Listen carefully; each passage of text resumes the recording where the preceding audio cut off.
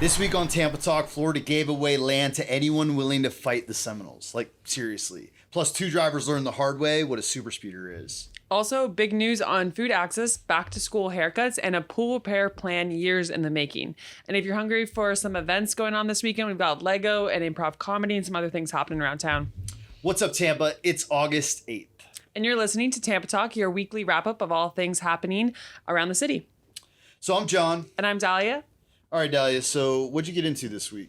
Well, this week I did a lot of leadership development classes, group convenings, things like that. So for Homegrown Hillsborough, we're hosting an acre training cohort. And so this is like an agri-cluster trained professional that a national organization has been putting out. And so we're putting through about maybe a dozen of our local food system leaders through that training program to basically become certified agricultural facilitators. So this isn't somebody that's going to become certified as a farmer, but certified in facilitating discussions around food systems. Okay. So imagine I run the Strawberry Association, and this would be a good training for me to get because then I can convene strawberry growers around a shared mission, vision, and with an objective of more organic growing or less organic growing, right? Whatever they want. It's awesome. So it's a pretty cool certification, and we're kind of excited to be, it's obviously a newer certification as in a lot of these food system stuff, but we'll have, like I said, about a dozen of our food system leaders here in Hillsborough County that will be certified at the end of it all. That's awesome. Yeah. And then we brought in some of our homegrown Hillsborough people to do just some general workshopping on what is leadership and what is delegation. And you'd actually appreciate this conversation. We kind of ditched the whole servant versus authoritative versus transformational, kind of these typical leadership styles we hear a lot about. So just make the point of focus on your strengths. What are you good at? How do you like to lead? How do you communicate? And it was a really good exercise in just asking good questions and not being so worried about, do I fit into this servant leadership box? Or do I fit into this transformational leadership box? Or am I an authoritative leader? And almost focus on learning the basics of before you get too worried about this terminology. When in the end, those are just descriptors of right, how you're functioning, right? So someone with a lot of command might come off authoritative and actually may need to be careful about that to be more servant oriented or whatever. Right. These are correctives at some level. But in the day one of leadership, it's we just need to find our voice. Exactly. Yeah. And so that's kind of what the exercise we did was really focused around.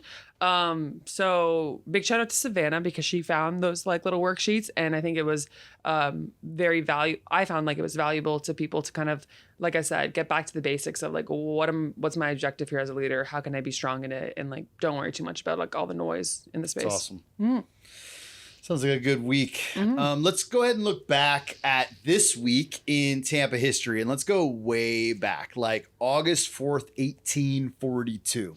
Yeah, so this is when, we're kind of first coming into Florida as a nation. And so the United States government had a deal for settlers that sounds something out kind of like a Western land rush. And so it was called the Armed Occupation Act. And it offered 160 acres of free Florida land to anyone brave enough or desperate enough to settle the southern frontier. Yeah, so there's a catch, right? So several, actually. So first, the land was still home to hundreds, if not thousands, of Seminole Indians, many of whom had taken refuge in Florida after Andrew Jackson's brutal campaign to remove them from the Southeast. Yeah, and the Seminoles are such an interesting tribe because of kind of how they came to be. But basically, if you wanted the land, you also had to be ready to bear arms, aka serve in the local militia if fighting broke out. And you also couldn't just live anywhere. You were prohibited from settling within 2 miles of the U.S. Army fort because that's obviously where people felt the safest, and they wanted to push, settlement into the other areas. I mean, the goal was to spread settlers out, basically turning them into a human buffer zone to quote unquote tame the territory. And to claim the land, you had to be a male head of household, live there 5 straight years, build a home, farm at least 5 acres. And then this part's wild. You only had 9 months to get in on the deal. So they were like, this is your moment, go there, but stay 5 years, but jump in and do it. So I also loved, because my favorite quote from a comment on one of these on this story was a woman who said, if the government worked like that today, maybe we'd get more done. Because like a 9-month turnaround for this massive program. Keep in mind, there's also like a quarter, if not less than that, as many people. But even so, nearly 1,200 settlers took the offer, bringing around 6,000 new residents to places like Indian River and right here in Hillsborough County. Yeah, and so some of those families actually laid the foundation for the Florida that we live in today. And, let's be honest, it's been messy and complicated and often very violent starts like this. It's part of the story here. And this week marks a pivotal moment in that settler kind of colonial history. What an awful time to move to Florida, too. August. Oh, man. Yeah. But we'll fast forward a little bit to 2025. And so here's what's happening this week in Tampa. So first up, Sulphur Springs Pool is getting some love. Finally. So Tampa City Council actually today, so yesterday when you're hearing this, but today when we're recording this, approved $1.83 million contract to stabilize the pool after it was shut down in November of 2023. Turns out natural spring water was seeping under the pool deck, and engineers found the structure. Well, they found anomalies, they said. So fingers crossed that this brings the pool back to life.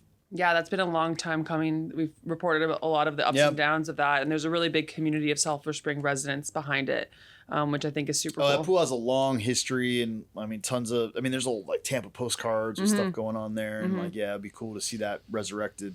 In other news, the principal of Leto High School, Scott Hazlitt, was arrested over the weekend on a DUI and cocaine charge.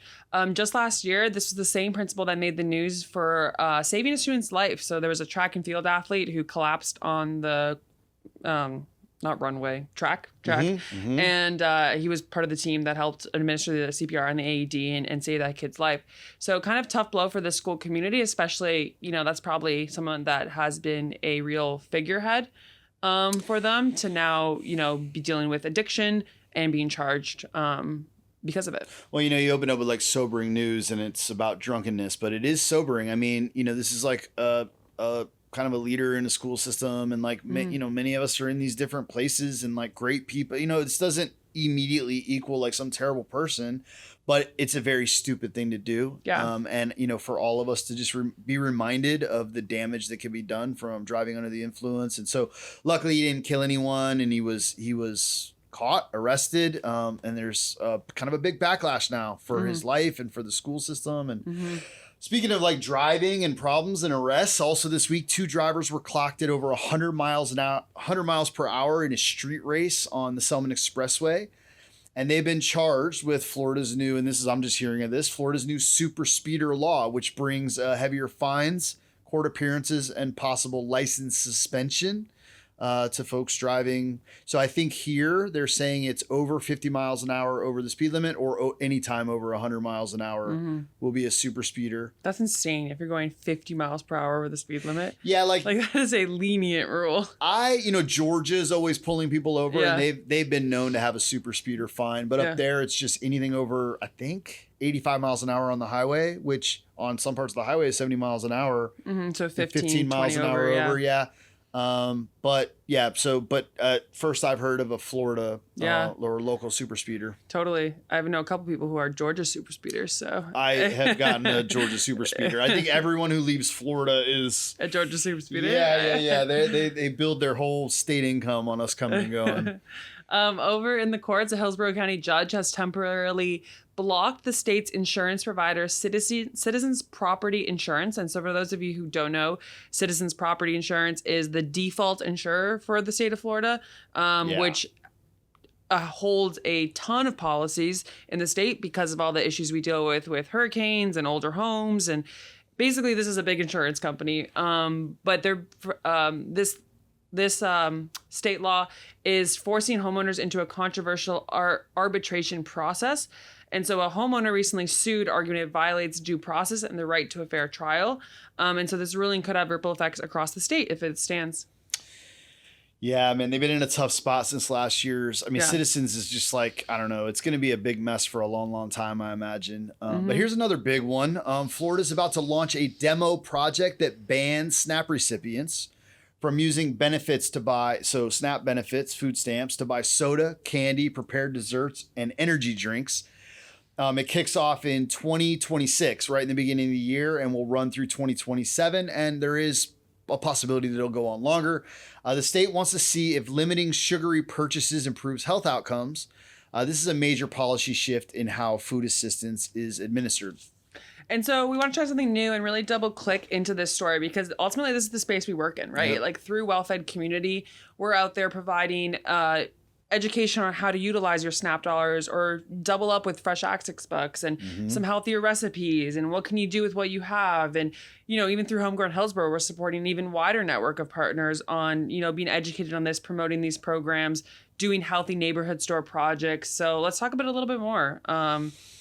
Well, you mentioned the doubling up with the access bucks or whatever. Can you, for those listening that maybe don't know what that is, can you share a little bit about that? So I think we should even take a step further to say SNAP stands for Supplemental Nutrition Assistance Program. Yep. And that's really important, I think, when you get into this conversation of whether or not this program is, good or bad for the American household. This decision that they just made. Yeah. So that's what that stands for. And then in Florida, we also have another thing layered on top of that called Fresh Access Bucks, which allows for you to double up your SNAP dollars if you're purchasing fresh foods. So these are kind of the two ways that food stamps work in Florida. Yep. What this article refers to is basically a request for proposals at the federal government for individual states to opt in to a program where they can create different restrictions on their SNAP programs, because SNAP dollars are administered through the federal funds, to basically provide like a research study on if we create different changes, what happens. What happens with the health outcomes. And so my understanding is we just got accepted as one of the pilot kind of programs among 6 states that were brought in. And I believe there's 12 that are now kind of in this program throughout the country.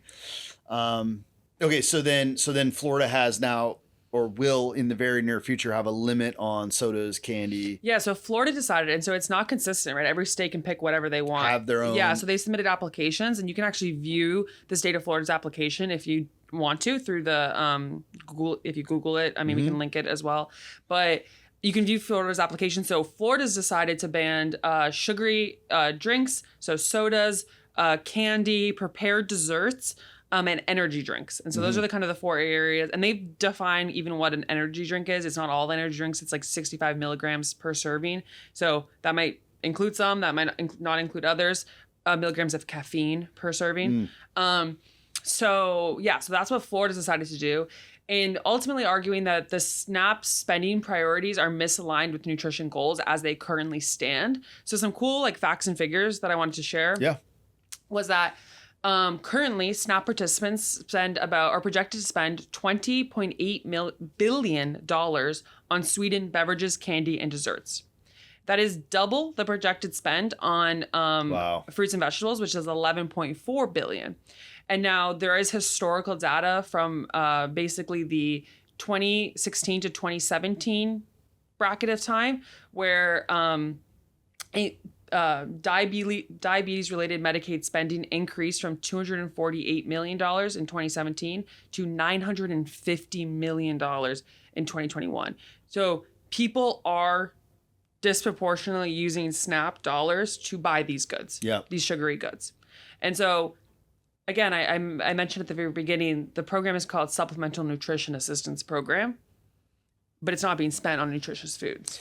And so this is kind of why this program is being pushed out and why states like Florida are putting in these measures, just to provide that background context too. And these pilots are part of the larger like national, like MAHA, like Make America Healthy Again. These are related to some of the health outcome goals from at like the national level, USDA. Yeah, so they're definitely being pushed by this administration, but they're also projects that the I think it's Federal Nutrition Service, FNS, and the USDA, or United States Department of Agriculture, have been working towards. And so there are current programs like the Healthy Food Financing Initiative and Local Agriculture Marketing Program. And those are two separate programs that basically are existing things. They've existed now since 2010, and I don't know when the marketing program funds kind of became available. But these are efforts to push money into grocery stores, farmers markets, and other retailers in underserved communities and food deserts. So these are programs that are about availability of fresh foods. And we're talking, millions and like tens of millions of dollars worth of funding available. It still requires us as an individual organization, which we have, to apply to these programs, right? So, for example, at Well-Fed Community, we've applied for the Healthy Food Financing Initiative to put a grocery store in Sulphur Springs or to do a healthy neighborhood store program. We haven't gotten funded just yet, but these are things that orgs are applying to. So that's happening alongside this, but this SNAP thing is new. And there's obviously critiques of it, right? Because it limits a population's already limited choices on what they can purchase. And specifically in areas like food deserts where there isn't a lot available. And so the article touched on some of those realities of an additional barrier. Yeah, because I mean, if you start looking at like where the SNAP benefits are being used, they're mostly at little like corner stores and kind of things like that.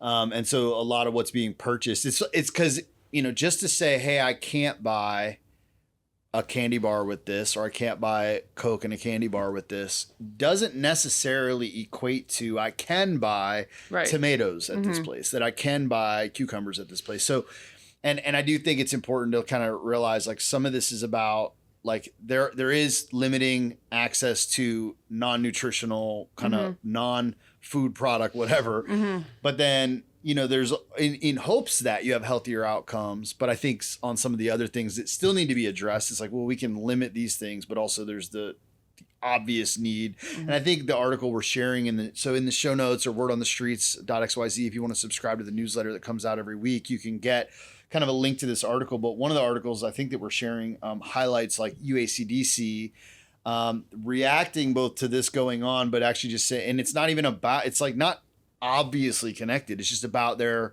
efforts to Harvest Hope Park and grow community gardens and introduce people to healthy eating and trying to like curb these like habits and things kind of like culturally and familiarity and making those things readily available. Totally. And that's the reality, right? Is that even to zoom out of this to like a international level, you have a lot of other countries that have chosen just to ban these foods, right? So the availability of a lot of the foods that are not going to become available under this new program are foods that in other countries are not allowed to be sold, period, or sold with the ingredients that they have, right? Well, that's the thing, right? So when you travel around the world, and it's in most of these countries, like you go and a Coke is not Coke like we would have, or I mean, this is like, the great example everyone's seen in the news now is like the Canadian Tricks versus the United States Tricks or whatever, like.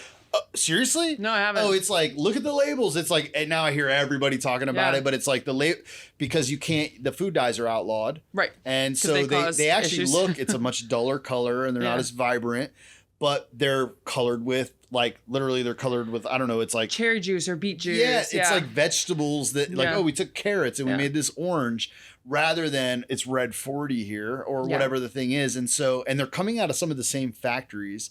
It's actually really interesting to think about because these are not available. They're already been outlawed. Like in Ireland, we went over there. It was like, you can't get any of decades ago. You can't get any of that. And because they're linked to chronic disease. So like the United States, for being the country that it is, 2 in 5 adults have diabetes. Well, and even now, like children. 1 in 3 children are considered pre-diabetic. Which is insane. This is a massive health issue. And so, the argument here is this an overreach or is it not, right? And I would like to argue, and this is just my opinion, that the other alternative is that these are banned at the... Well, I guess there's an alternative of just nothing happens, nothing changes. But then you get sick Americans, right? And so where does the government's responsibility come in? Is it banning the product from ever existing or just restricting how their money really is utilized to purchase these goods. It's an interesting play. Right? It's an interesting play because there are going to be people that go, hey, I feel like I'm being told what I can and can't do, and you are actually at some level. Totally. It's like here you're being given money to buy nutritious food, and there's some things that aren't on the list, and they've been doing that forever with like WIC, for instance. Right. It's like you can only buy certain items on WIC because they're nutritionally important for the sustaining of your children or whatever, and so there is precedent for this. But then also like I'm just thinking about when we're talking about those numbers of how much of this is spent on like Coca-Cola, like I'll bet the companies are not a huge fan of this. Like now it's like, okay, well, at least we're still in here and we can still sell but it does look like a move toward eliminating them market share from, if that's such a huge percentage of their sales, like this will be a major economic blow to those companies. Totally. Foothold. And maybe push them to, because why is Coke willing to sell Canadians better Coke, right? If it's an American. This is the huge question of like they're lobbying after, and I think they did finally get some of these.